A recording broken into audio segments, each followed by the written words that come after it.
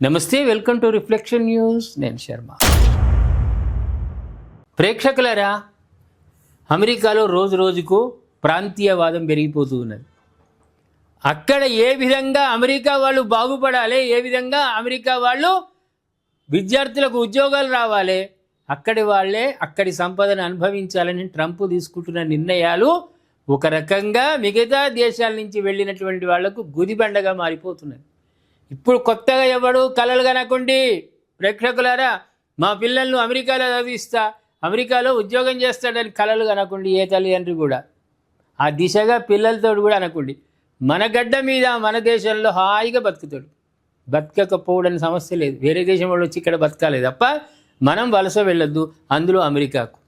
అక్కడ ఏమవుతుందంటే green card శాశ్వత నివాసం కోరుకునే వారిపై మరో బండ పడింది. బండగా పెద్ద పెద్ద గుట్టనే పడ్డది.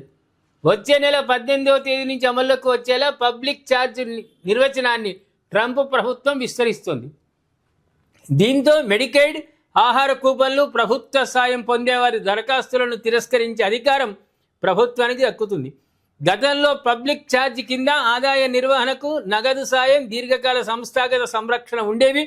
ఇప్పుడు వాటికి మరో 3 జతవుతున్నాయి. పబ్లిక్ ఛార్జ్ అనర్హతను నిర్ధారించడానికి అమెరికా పౌరసత్వ వలస సేవల విభాగం USCIS అధికారులు 5 చట్టబద్ధ అంశాలను పరిగణలోకి తీసుకోనున్నారు.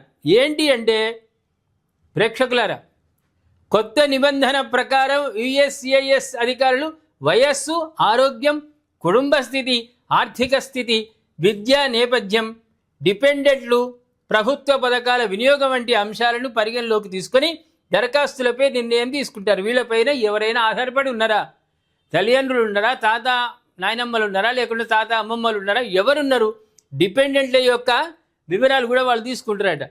కొత్త పబ్లిక్ ఛార్జ్ నిబంధనల ప్రకారం హోదా మార్పు, దరఖాస్తులు తిరస్కరించే మరింత విచక్షణ అధికారం అధికారులకు లభిస్తుంది. అధికారులు ఎవరు? ఇండియా వాళ్ళ కాదు కదా, అమెరికా వాళ్ళే. వాళ్ళ ఇష్టారాజ్యం, రిజెక్ట్ చేయొచ్చు, లేకుంటే స్వీకరించవచ్చు. అదేవిధంగా కొత్త పబ్లిక్ ఛార్జ్ నిబంధనల నుంచి శరణార్థులు, ఆశ్రయం పొందిన వారు, అమెరికా ప్రభుత్వం కోసం పనిచేసిన కొంతమంది ఆఫ్ఘాన్, ఇరాక్ జాతీయులు, కొందరు క్యూబా, హైతి పౌరులు, ప్రత్యేక వలస మైనర్లు, మానవ అక్రమ రవాణా బాధితులు, నేర కార్యకలాపాల బాధితులు, మహిళలపై హింసా పిటిషన్దారులు, తాత్కాలిక రక్షణ హోదా పొందిన వారికి మాత్రం ఇవి మినహాయింపు ఇచ్చారు. మిగతా వాళ్ళు మేము బంగ్లాల మీద బంగ్లాలు కట్టుకుంటామనో, లేకుండా అక్కడ సంపాదించింది అయితే మనకి ఇక్కడికి పంపించి అయ్యవ్వలకు పంపించి ఈడ బంగ్లాలు ప్లాట్లు కొనాలనుకున్న ఆశలు గల్లంతయ్యేటట్టున్నాయి.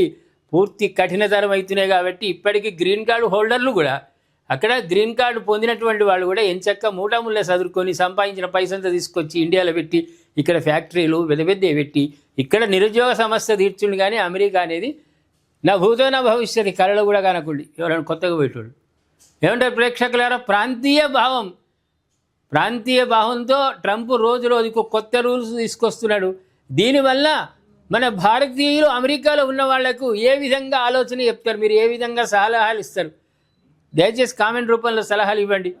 సబ్స్క్రైబ్ చేసుకోండి, షేర్ చేయండి.